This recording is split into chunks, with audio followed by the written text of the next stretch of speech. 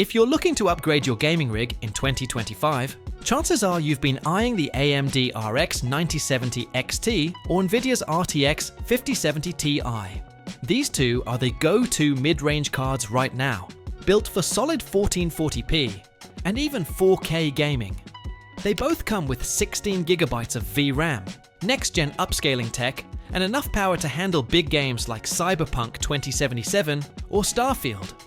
But which one's actually better for you? Let's break it down in plain terms. No hype, just the stuff that matters.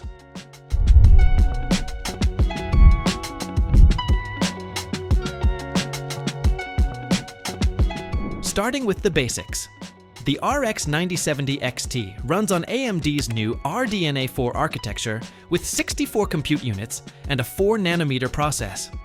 It's paired with 16GB of GDDR6 memory and delivers around 640GB per second of bandwidth. The RTX 5070 Ti, on the other hand, is built on nvidia's Blackwell design with 8960 CUDA cores and faster GDDR7 memory, so it hits a higher bandwidth at 896GB per second. It's slightly newer tech, and that shows up in things like memory speed and AI features. They both support PCIe 5.0, both can power high-end displays, and honestly, for most gamers, the differences here won't be night and day. In regular gaming, without ray tracing, these two are really close. Across a bunch of tested titles, the RX 9070 XT is about 5% slower on average, but that depends on the game.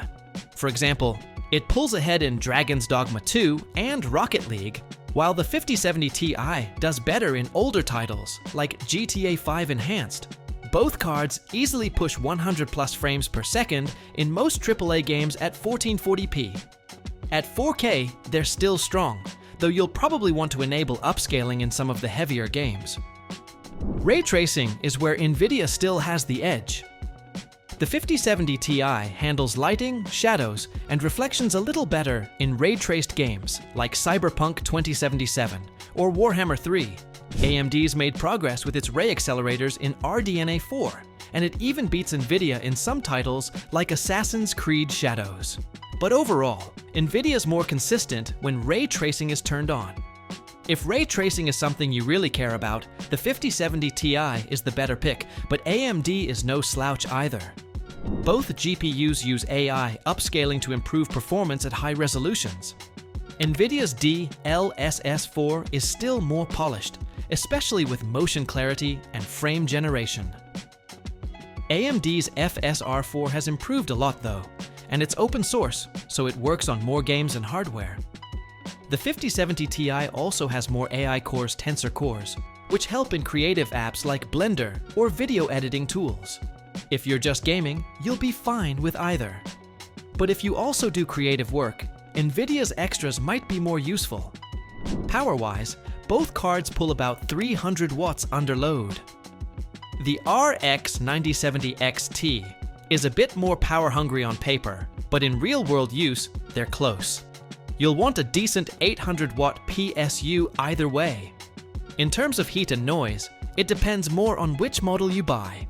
Asus and Sapphire coolers do a good job keeping things quiet and cool, while some MSI models might run a bit hotter without fan tweaks. This is where things get interesting.